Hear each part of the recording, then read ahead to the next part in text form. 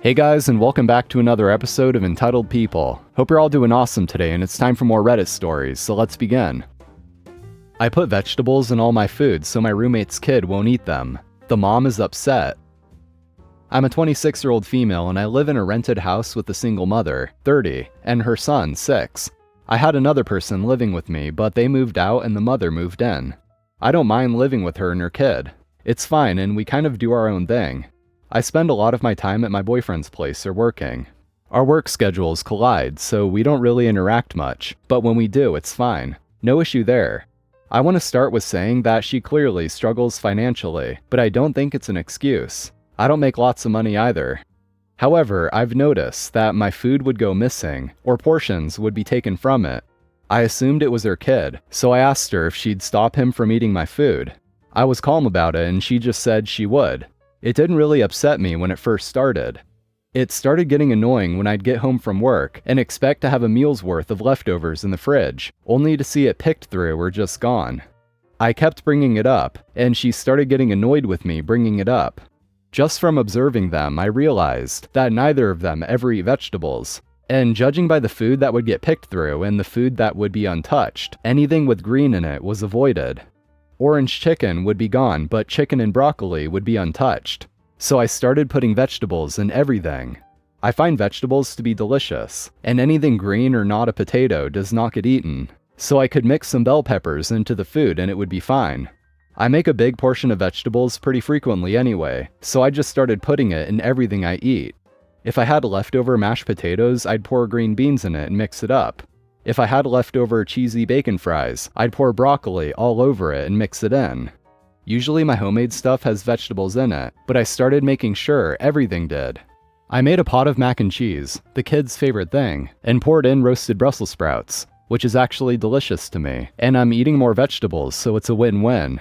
She had been seeming annoyed, but we were all home when I made the pot of mac and cheese. She was in the living room and saw me get out the Brussels sprouts and was like, "What are you gonna do with that?"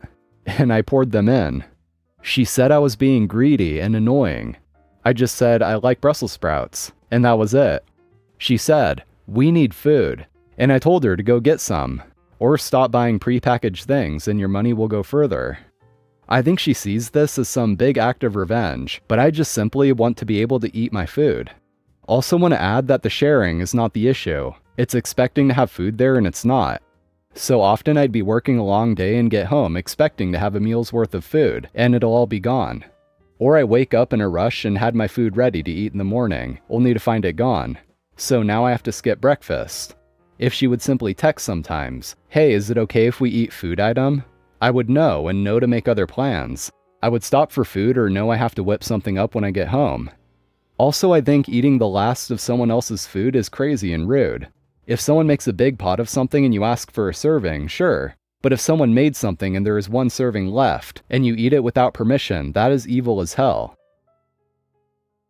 Neighbors have cameras pointing at our front porch, and taunt us over the camera saying they're listening anytime we're outside. The title explains a good part of the story, but for some background, my fiancé, 25, and I, 27, began renting a house that is part of a dual property lot at the beginning of June.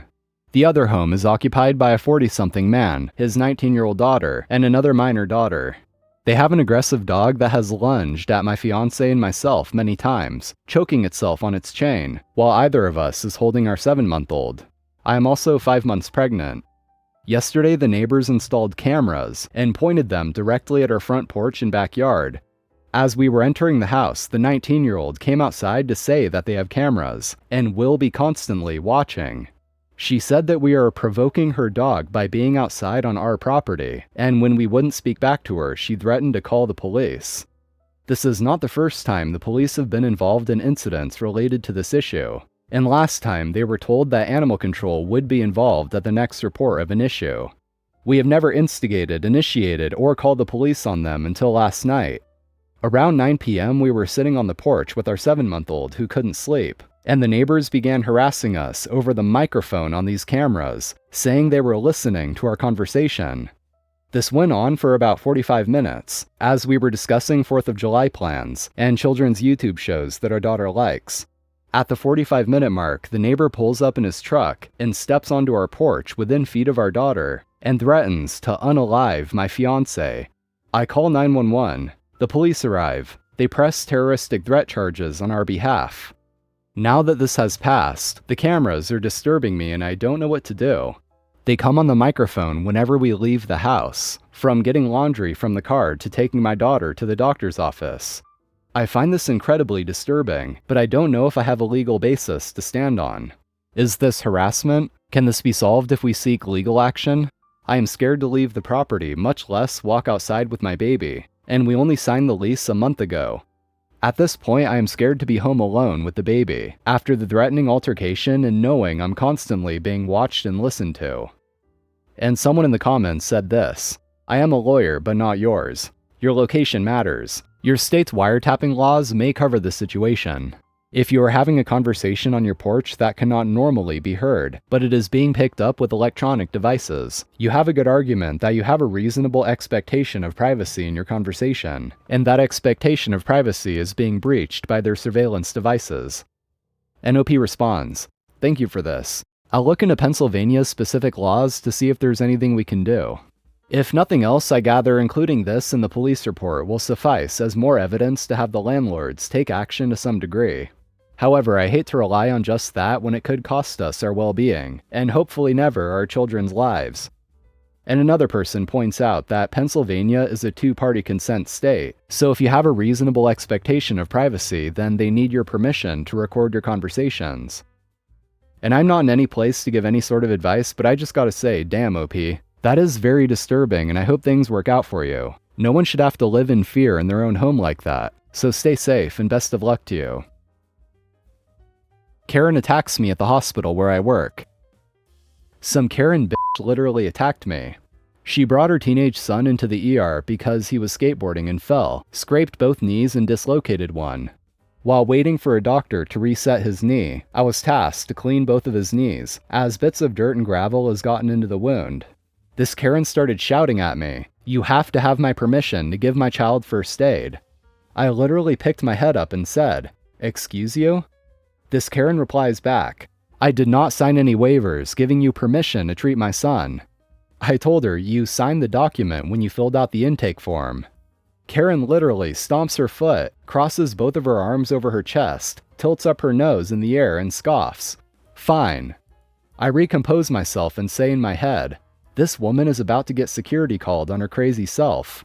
As I am cleaning his scrapes on both knees, I can tell he is not comfortable with the antiseptic that was used to clean his skin. I say to him, "I know this hurts. Please try your best to hold still." I get the antibiotic ointment and a sterile cotton swab, and gently rub the ointment over his wounds, trying not to irritate the poor lad any more than he has already been through. Then finally comes the part where I dress both wounds.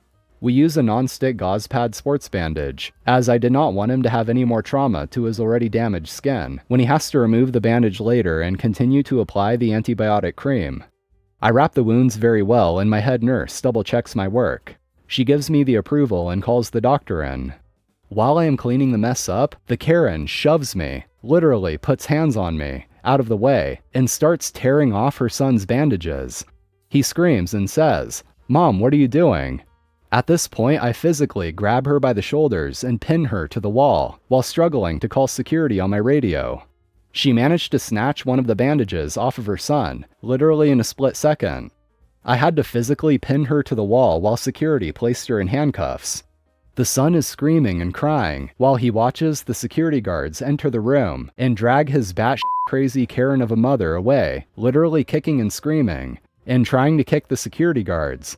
I am not sure how hospitals are in other parts of the world, but security guards at hospitals here in Estonia are basically uniformed police officers, and hitting one of them is a very serious offense. I am talking prison sentence. They carry a pistol as well as a taser and riot spray. The hospital director storms over and notices the police taking her away to a holding room in the hospital until one of their patrol officers can take this crazy Karen to jail. He asks what is going on. The female officer is in the room with myself and the son. The son is traumatized, crying very much. I explained to him that this crazy woman assaulted me and attempted to rip the bandages off her son's legs. He has a very shocked look on his face. Karen was arrested, charged with assaulting a healthcare worker, me, and 2 counts of assaulting a police officer, as well as child endangerment, and disturbing the good order of the public. I am new to working in medicine, and I am seriously considering something else. This is not the first time I have had to deal with crazy patients. Can't park in my driveway? Okay, I'll block parking in front of your house. Many years ago, we lived in a rental house in a cul-de-sac.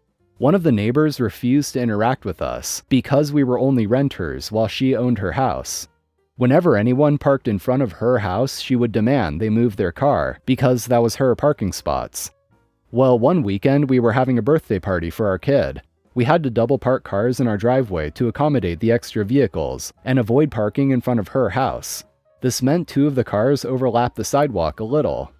We're in a cul-de-sac. Kids play in the street all the time, so it didn't block anyone from walking past. Midway through the party, we have a couple cops show up. Our neighbor called them to complain because her daughter couldn't ride her bike on the sidewalk due to our parking.